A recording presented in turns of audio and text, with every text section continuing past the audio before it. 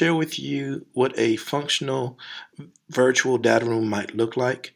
This is what we use on my campus to some degree of success, and I think the benefit of going virtual digital is that it allows us to take this data, break it down quickly, and then get into the business of planning good first instruction.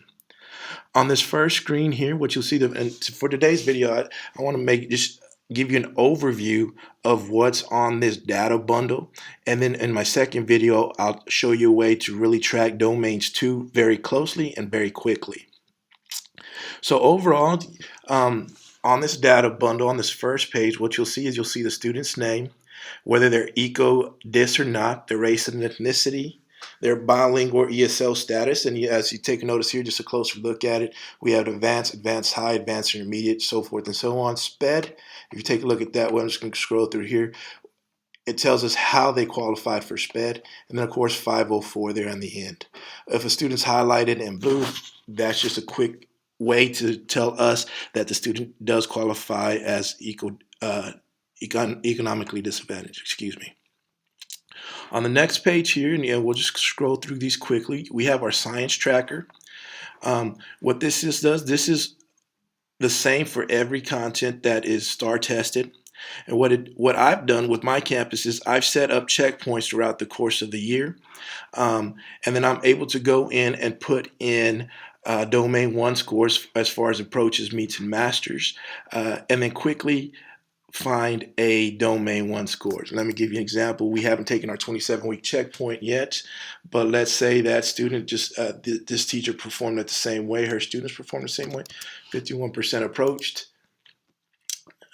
59% met, and then 47% mastered. Let's say she kept that.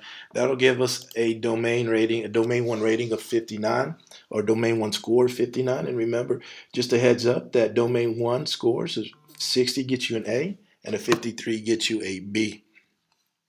So this gives us just a quick way to track data. It also lets us take a look at how they have progressed over time. You have a spot here to input TEKS that were tested. And once again, this is just domain 1 score, and you'll have one of these trackers for each content that's tested. The same thing here. Now, math and reading in grades 4, 5, and 6 will look a little different because you'll also have a domain 2 score. And as you take a look here, you have the same thing. You have your domain 1 score, and that's the average of your meets, masters, and approaches. You can go to TEA scaling tool to find out what a 43 gets you in domain 1, 3, and what a 59 gets you in domain 1, and what a 59 gets you in domain 2. So this is what this looks like here. It's pretty quick. I think the benefit for us is we know when our benchmarks are tested, and this year we had it every 3 weeks. And that worked out well for us. But we also know every week, with every interval, we're tracking both our domain 1 score and domain 2 score. Now, this next page here, as you notice, I have domain 1 math quiz tracker on this page, and then I have domain 2 math groups release star on this page, and this is our most recent assessment. So unlike science, we did get a chance to take our 27 released star this year. So what this does is this is domain 2, and this allows us to see who gave us a point, who gave us half a point, and who gave us no points.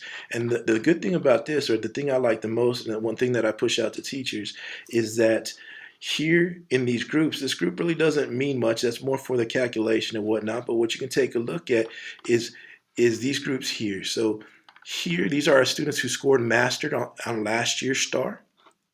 And on their release star, they also scored in the master's range. So they gave us a point. These students here scored masters on last year's star, but for whatever reason, they did not reach the master's level, so they gave us no points. And this is how it's broken up. If you go all the way down here to the very bottom here, it breaks it up into did not meet to approaches. These guys gave us points, did not meet to did not meet. They didn't give us any points here. But here, take a look at this one. This student did a little bit better. She did not meet. She did not meet again. However, she still gave us a progress measure point based on her growth. So it's just a quick way to really take a look at who gives you a point, who doesn't give you a point. But as far as the instructional end, it allows you to see where you need to focus on. If I'm focusing on my master's students in one of my intervention groups, I'm gonna take a look at these students at this concept that we tested. And I'm gonna ask myself and ask my teachers, why didn't these students get, what didn't they get? What do we need to go back and revisit in order for these students to stay in the master's range? And same thing as we going down and creating our groups. What did these students miss? What did these students miss? What gap in their knowledge is there that we need to go back and revisit? And these students here, what gap do we need to go back and revisit so that they can get the point that we need there, and that we can show that there is progress for those students, and those students are learning from our classrooms. If you notice here, these students only have this year's score here. That's because these students were for either out of state, or we didn't have a star score for them, so there was no way to give them a progress measure, even though some of them did pretty well on the test. Now, if you take a look at our next page here, we have the same thing for reading. As far as our progress points and our quiz tracker, our domain 1 score, what TEKS were tested, and then our domain score for here, because in reading, this would be a 5th grade example. Reading, we do have a progress measure. And you take a look here, 72. You know, we didn't do too hot on this on the release star when we gave that checkpoint. We only had a score of 39, which is not good. But they had a 72, which is 3 percentage points away from a B in progress in their progress measure. So it's very good to see that even though we may not having our kids pass at the rate that we'd like, we would still have a very good score based on our progress measure, because we're using this tool here to go back and reinforce what students we are intervening with and making sure they scored as good or better than they did the previous year.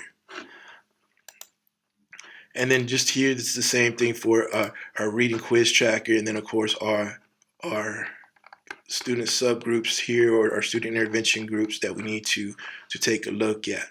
Now, that's it. You know, next year I do know that the progress measure will look different if it's around at all, but this is a good way. You know, I think we're planning next year to give a beginning of the year test, just to see where our students are and use that as our growth measure moving forward. The next video that I'll put out, it will actually tell you how to program this and how to get these numbers into these groups. It's a little bit more of a detailed process, but it is really simple once you get it going. One thing that I do also want to show you here is, before we move on, and I'll make sure I cover this in the next video as well. If you go to your View tab, you have 14 hidden sheets here, and this is where we take a look at, and I'll talk a little bit more about this in the next video. I just want to give you a precursor to that. Is you have some things that you just don't want to mess with, and if this is something that we're interested in doing, I can help you set these up for each grade level. So we don't mess with these, but these are some of just our previous documents or previous sheets that we'll take a look at our next video. Some are just our different intervention groups throughout the course of the year. And then of course we have some there that we need to set up or we need to manipulate so that we can develop our intervention groups after each assessment. And go from there. But once again, just take a quick look here. You know, you have your different quiz trackers, then you have your intervention groups, and then you have just a quick reference how you've done throughout the course of the year in both growth measure and domain 2, and of course domain 1, which is just number of students passing a test at various levels.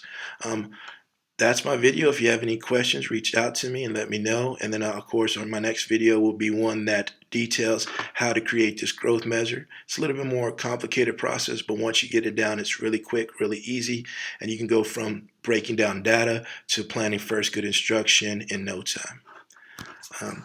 That's it for today, and of course, I'll put out my next video shortly.